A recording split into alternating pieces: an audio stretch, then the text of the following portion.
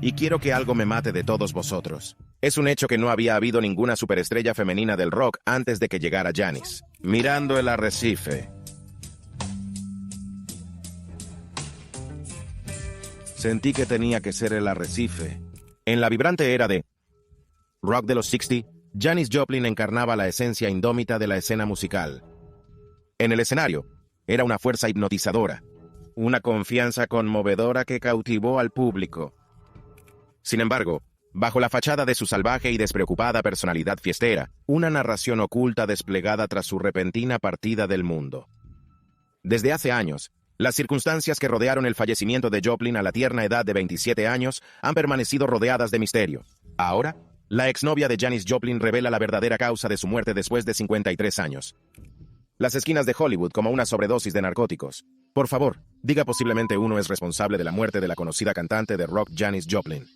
¿Fue una trágica sobredosis o un impactante accidente truncó su prometedora trayectoria? ¿Qué secretos se escondían tras la vivaz fachada de este icono del rock? Acompáñenos mientras profundizamos en la verdadera causa de la muerte de Janis Joplin, revelada por su exnovia después de 53 años. Los inicios de Janis Joplin. En 1943, Janis Joplin hizo su entrada en el mundo, adornando Port Arthur, Texas, con su espíritu único. Nacido de Dorothy y Seth, aterrizó en una familia normal. Pero desde el principio, Janis destacaba como una persona única. Crecer en el entorno aparentemente mundano de Port Arthur resultó ser un crisol para Janis, que se sentía como un pájaro de espíritu libre encerrado en una jaula. Su infancia estuvo marcada por la dura realidad del acoso escolar, alienación y rebelión, un marcado contraste con las experiencias convencionales de sus hermanos. Mientras Janis navegaba por las tumultuosas aguas de la adolescencia, se enfrentó no solo a las batallas emocionales, sino también físicas.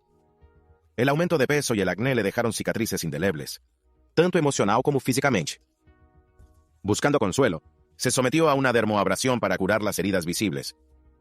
Sin embargo, las heridas invisibles infligidas por las burlas y mofas de los compañeros de instituto seguían perdurando, creando un conmovedor telón de fondo de sus años de formación.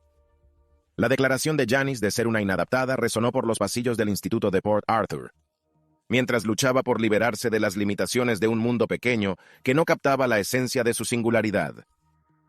Incluso después de ponerse el birrete de graduación en 1960, se encontró lidiando con la esquiva búsqueda de un propósito. La experiencia universitaria en Texas conllevó sus propios retos, lo que la llevó a tomar la audaz decisión de abandonar en 1963, embarcándose en un viaje para perseguir sus sueños musicales, especialmente en los ámbitos del folk y el blues. Adoptar una imagen rebelde. Janis se inspiró en los iconos femeninos del blues y en los versos conmovedores de los poetas beat.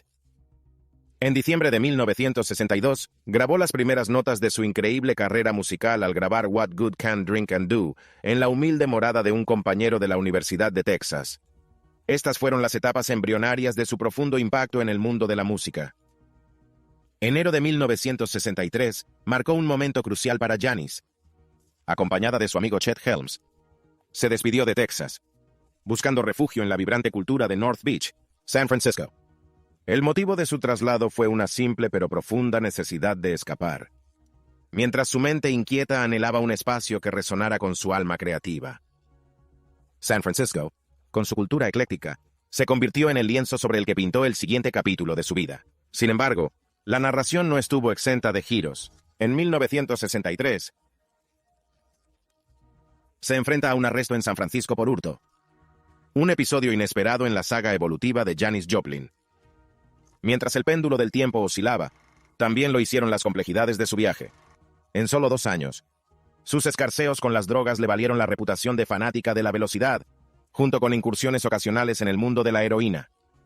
También se adentró en el mundo de las sustancias que alteran la mente, lidiando con una tumultuosa relación con el consumo excesivo de alcohol, con Southern Comfort reclamando el título de su elixir preferido. La narración de su vida es sin duda desgarradora, trazando los contornos de su lucha contra los demonios que parecían perseguirla sin tregua. Sin embargo, entre las sombras se alzaba un ave fénix musical. Surgió su legado, superando las dificultades, y su música, una prueba del espíritu indomable que llevaba dentro, sigue resonando en los corazones de muchos, dejando una huella perdurable en las generaciones venideras. El resiliente renacimiento de Janis. El impacto destructivo de sus frecuentes inyecciones de metanfetamina dejó una huella indeleble en su existencia.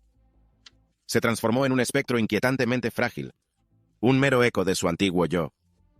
Algunos la tacharon despiadadamente de esquelética y demacrada, pintando un cuadro crudo del peaje que su salud deteriorada había tomado.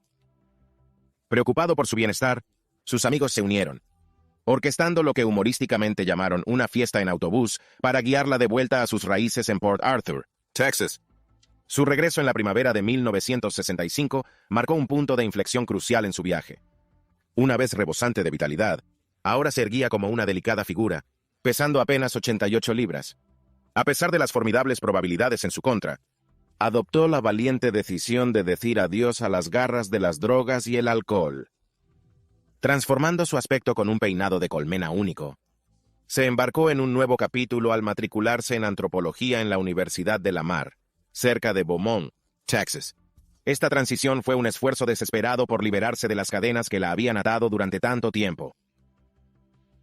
En otoño de 1965, se produjo un acontecimiento trascendental en su vida. Janis se comprometió con Peter DeBlanc. Su historia de amor floreció en San Francisco, donde Pedro, un informático de IBM de Nueva York, buscó la bendición de su padre para su unión. Imaginaban un futuro radiante y alegre juntos, con los preparativos de la boda en pleno apogeo. Sin embargo, la vida desplegó su propio guión para su historia de amor. Peter, afrontar exigentes viajes de trabajo, se enfrentó a la angustiosa decisión de cancelar el compromiso. Fue un capítulo angustioso e imprevisto en la vida de Janis. Sin embargo, se negó a sucumbir a la atracción gravitatoria de su viejo, hábitos destructivos. Entre 1965 y 1966, mientras Janis se embarcaba en un viaje de autodescubrimiento, se reunía regularmente con un asistente social psiquiátrico llamado Bernard Giaretano en Beaumont, Texas. Estas sesiones formaban parte de una agencia de asesoramiento apoyada por el Fondo Unido, ahora conocida como United Way. En entrevistas realizadas por su biógrafa Myra Friedman tras el fallecimiento de Janis, Giaretano desveló las profundidades de la lucha interna de Janis.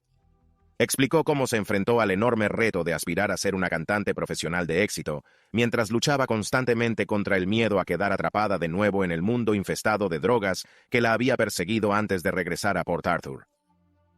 La determinación de Janis para superar estos demonios interiores fue a la vez inspiradora y desgarradora. Mientras aspiraba a un futuro mejor, confió a sus padres sus aspiraciones de unirse a una banda de rock en Austin. Sin embargo, la dolorosa verdad estaba muy lejos de sus palabras. En realidad estaba en San Francisco. Su familia, con el corazón roto por su engaño, encontró consuelo en el apoyo inquebrantable de una persona. Steven Ryder. Se puso a su lado, trabajando incansablemente para protegerla de las garras de la adicción, aunque solo sea por un momento fugaz. Los romances de amor ocultos de The Blues Queen. En los primeros capítulos de su viaje musical, las conmovedoras melodías de Joplin resonaban en los acogedores rincones de las cafeterías locales antes de que el destino la llevara a unir fuerzas con los rompedores Big Brother and the Holding Company en 1966. Vestida con su extravagante atuendo hippie y luciendo una corona salvaje, pelo encrespado, Joplin emergió en el escenario como una fuerza cautivadora y visualmente impactante. Su forma de cantar, una canalización cruda y apasionada de la gran Bessie Smith, se convirtió en una fuente de asombro para el público. Y famoso. Hay una toma de la cara de Mama Cass, como ¡wow!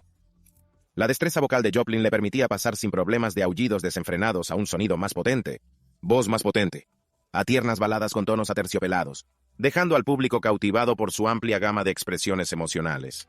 Alimentando sus actuaciones con coraje líquido en forma de confort sureño, Joplin y Big Brother adquirieron notoriedad en la escena de San Francisco y se aseguraron un codiciado puesto en el Monterey Pop Festival de 1967, compartiendo escenario con iconos como Jimi Hendrix y The Who.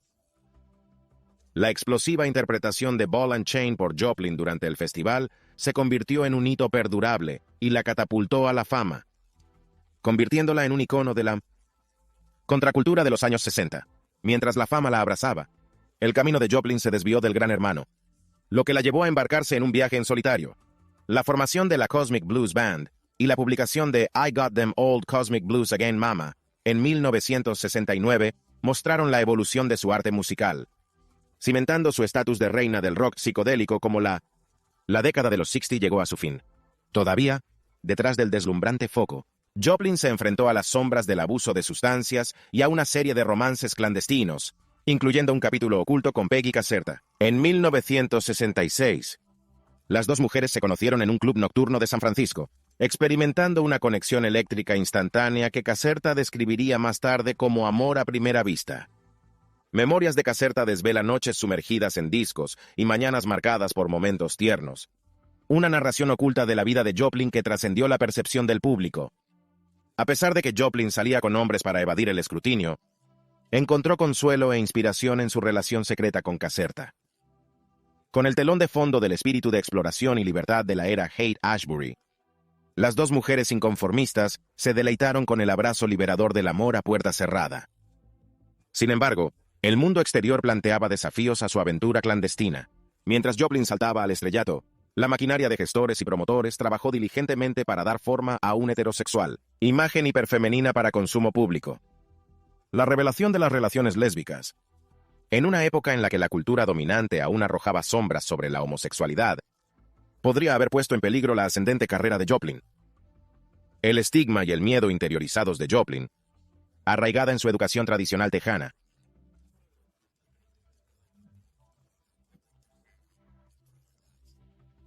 mientras defendía la ética hippie de amar libremente, persistía el peso de las expectativas sociales y los temores personales.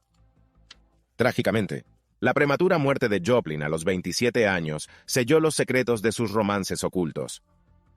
Fue décadas más tarde, a través de las valientes memorias y entrevistas de Caserta, que emergió una faceta oculta de la vida de Joplin, un lado que a ella misma le costaba reconocer, añadiendo una conmovedora capa al complejo entramado de su extraordinario viaje. El inolvidable ascenso de Janis Joplin.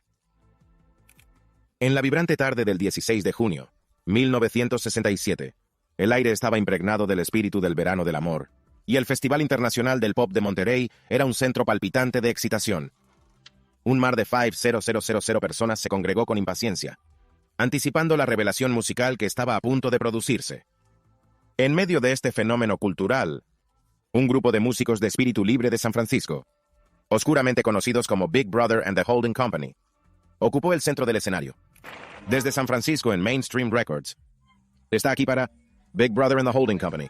Al frente del conjunto estaba el magnético Janis Joplin, de 24 años, una chica blanca con una habilidad sin igual para cantar blues. Para aquellos que no estén familiarizados con Janis, su entrada en escena fue toda una revelación sonora.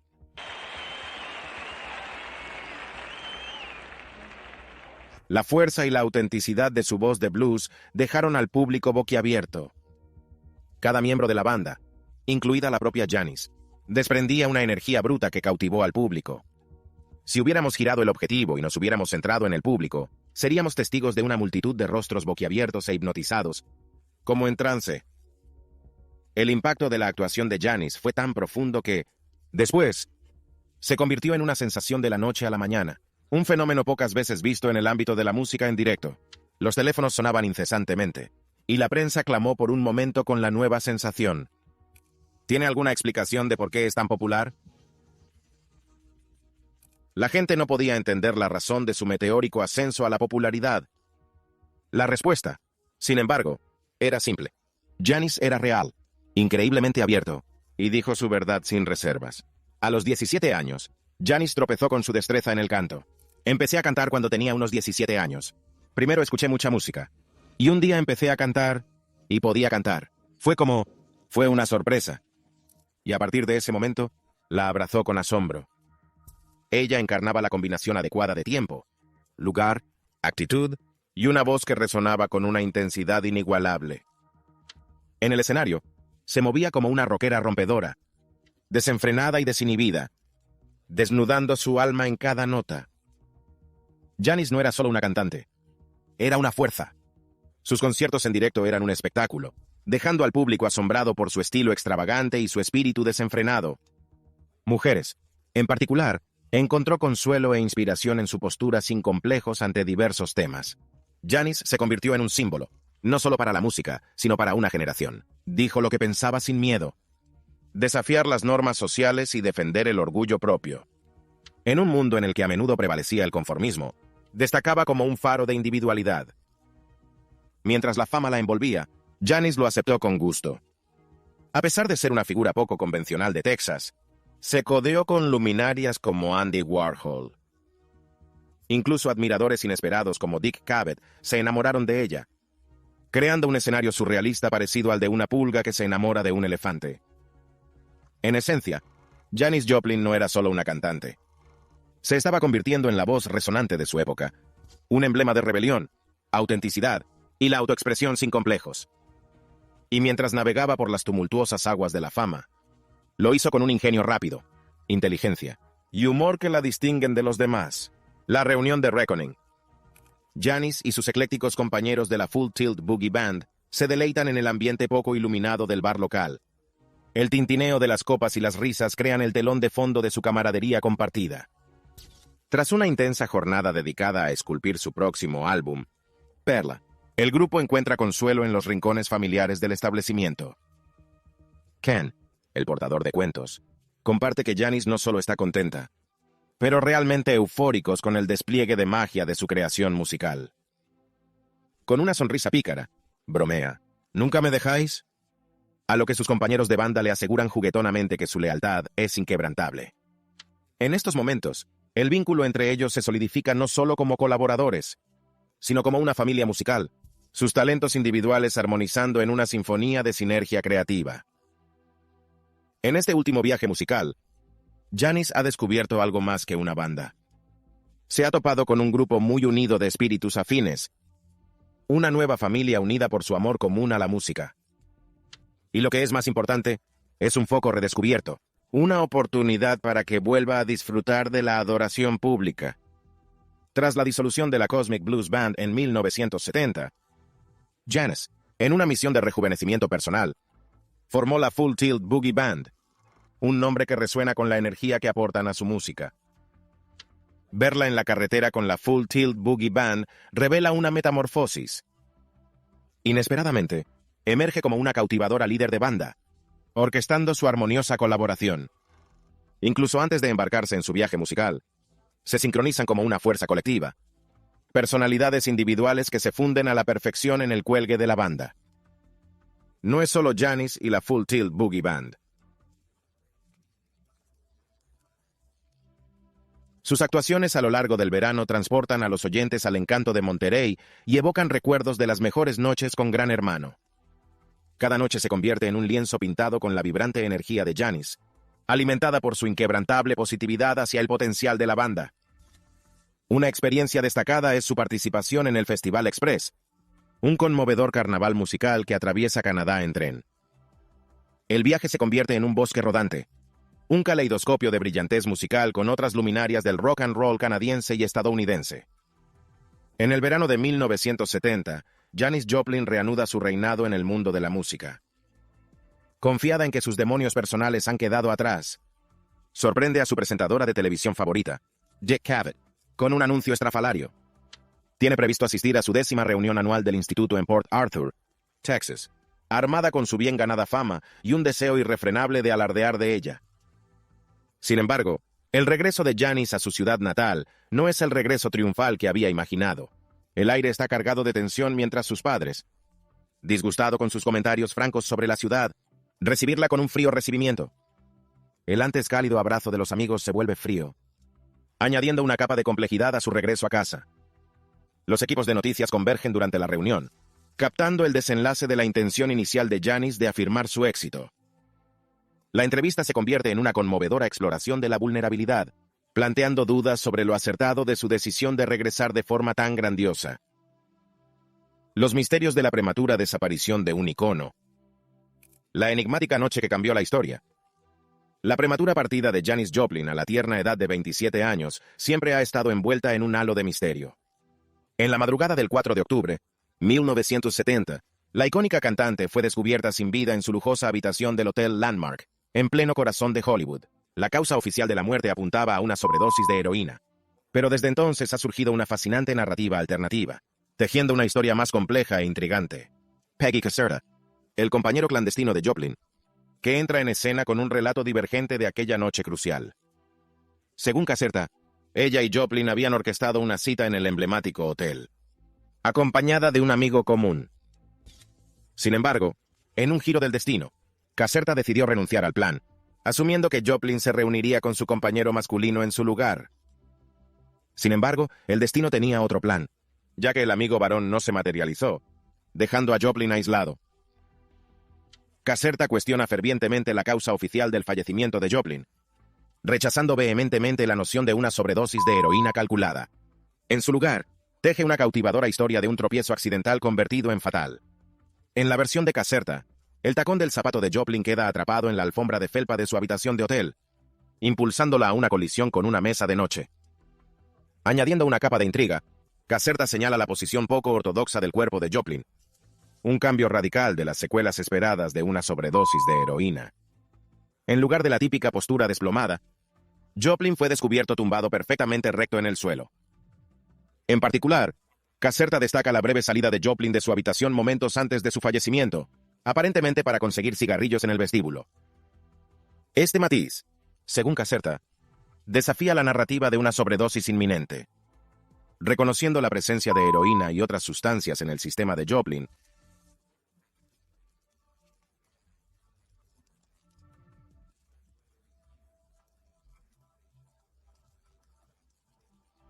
Caserta trata resueltamente de corregir la narrativa.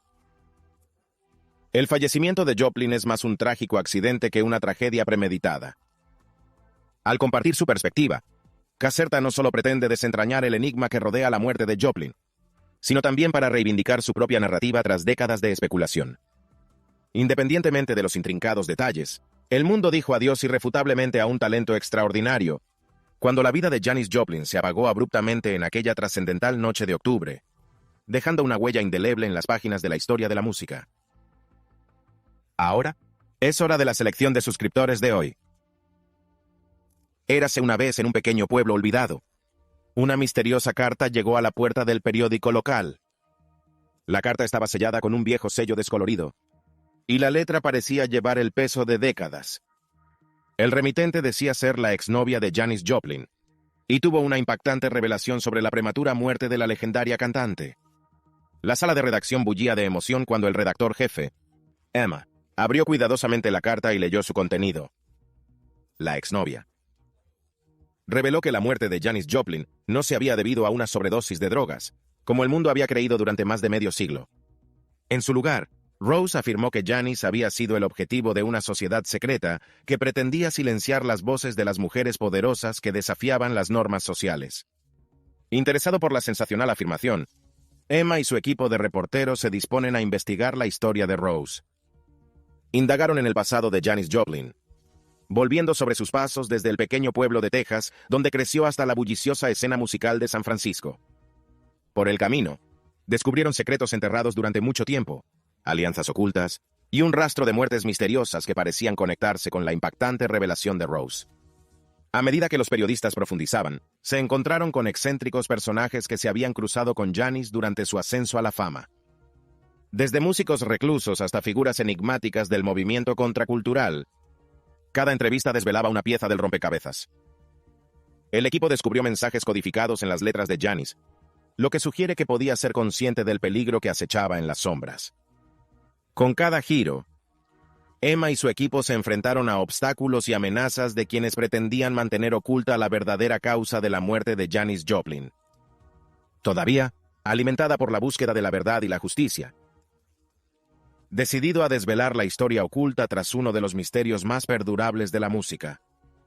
A medida que la investigación llegaba a su clímax, Emma y su equipo descubrieron una organización clandestina que había manipulado la vida de mujeres influyentes a lo largo de la historia.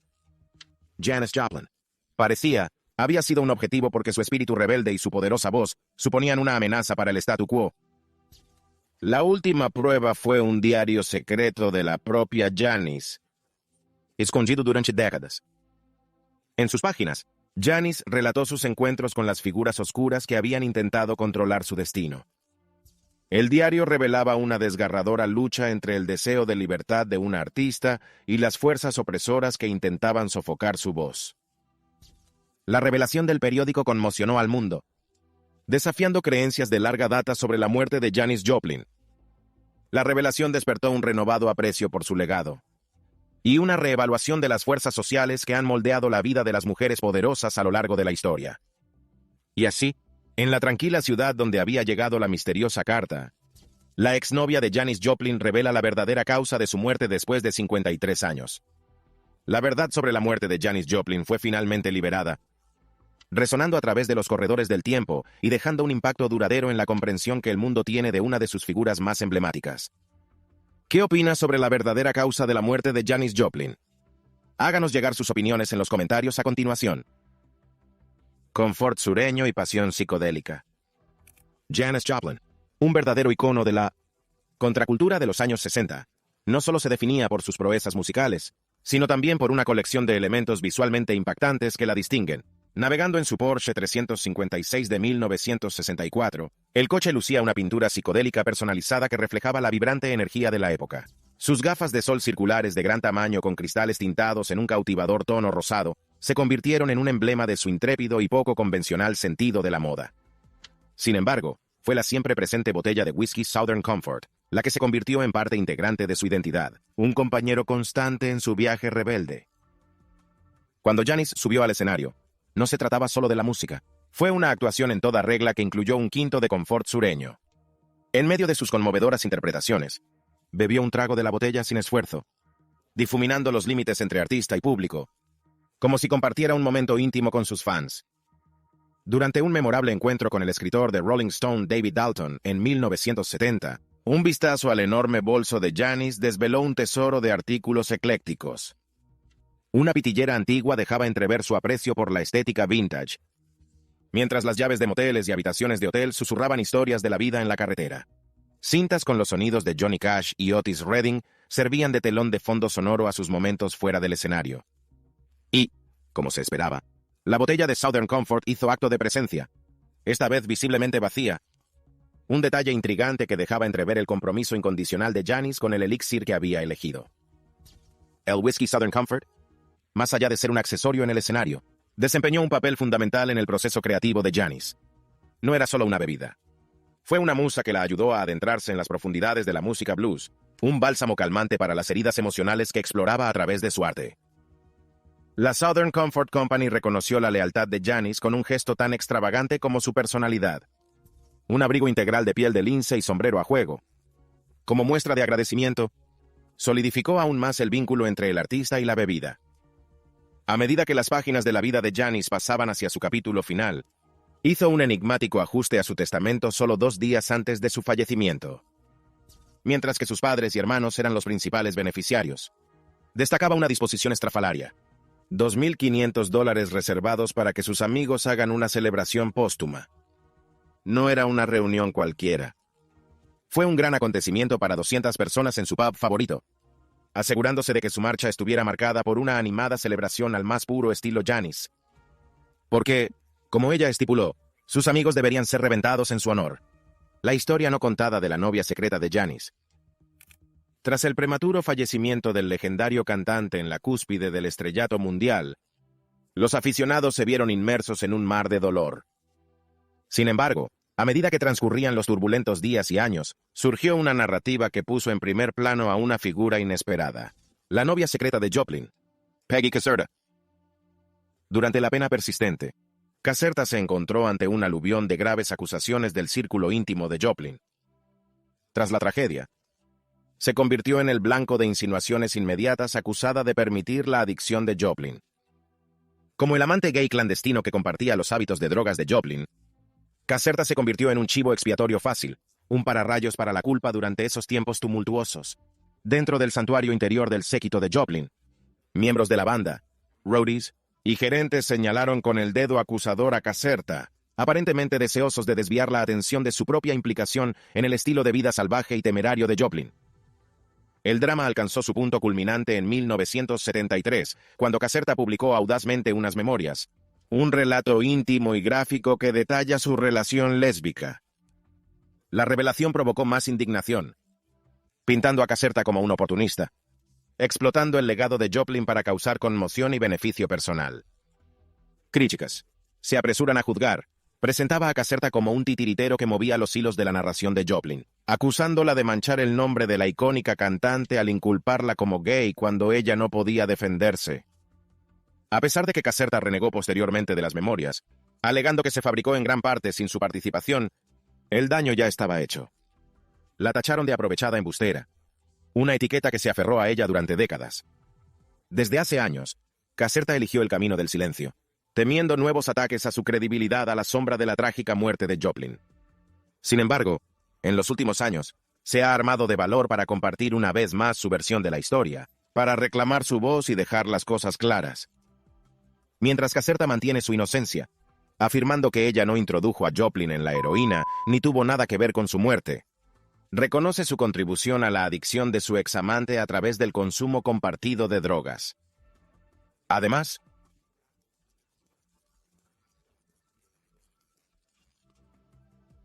el viaje de Caserta no consiste solo en corregir los hechos, pero también encontrar un sentido de cierre después de haber sido injustamente pintado como el villano tras el abrupto final de Joplin. En su relato, espera que los aficionados y los críticos puedan vislumbrar la humanidad que se esconde tras el retrato sensacionalista, una persona con defectos que llora la pérdida de su alma gemela, en lugar de la caricatura depredadora que injustamente se ha hecho de ella. En esencia, la historia de Caserta y Joplin es un tapiz polifacético, tejida con amor, tragedia, acusaciones y redención, convirtiéndolo en un capítulo apasionante de los anales de la historia de la música, el legado intemporal de un alquimista musical. Janis Joplin, la enigmática cantante cuya vida se truncó trágicamente a la tierna edad de 27 años, dejó tras de sí un legado musical que sigue resonando a lo largo de las décadas, trascendiendo las fronteras del tiempo y resonando entre el público de todo el mundo. Tras su prematuro fallecimiento, la última ofrenda musical de Joplin, el lanzamiento póstumo de Pearl en 1971, se convirtió en un sorprendente triunfo comercial. Este álbum no solo mostró su destreza vocal en el blues, pero también desplegó una narrativa conmovedora que cautivó a los oyentes a un nivel profundo. El tema Me and Bobby McGee se convirtió en un himno, no solo por su brillantez lírica, sino por la profundidad emocional que transmite la incomparable interpretación de Joplin, lo que la convierte en una auténtica maestra de la expresión musical. La influencia de Joplin fue mucho más allá de su éxito en las listas de éxitos, y abrió el camino a una nueva generación de cantantes femeninas de rock. Su capacidad para dar rienda suelta a interpretaciones vocales potentes y atrevidas marcó una pauta que reverberó en la industria, dejando una huella indeleble en artistas que van desde la etérea Stevie Nicks hasta la audaz y dinámica Pink. La magia de la alquimia musical de Joplin radicaba en su capacidad para fusionar a la perfección el rock psicodélico con la música electrónica, R&B y blues, forjando un sonido a la vez innovador y propio. Esta fusión de géneros no solo amplió los límites artísticos, pero también abrió puertas a la experimentación dentro del panorama musical en constante evolución. Sin embargo, Joplin no fue solo una pionera musical. Ella encarnaba el espíritu de contracultura de los años 60. Su sentido de la moda hippie y su rebelde imagen pública la convirtieron en un icono cultural, símbolo de una generación que quería desafiar las normas sociales y abrazar la individualidad. Joplin, tanto en su vida como en su arte, sigue siendo una figura enigmática cuyo legado trasciende el ámbito de la música, dejando una huella imperecedera en el ahorcamiento cultural de nuestra historia colectiva. Gracias por vernos, y nos vemos en la próxima.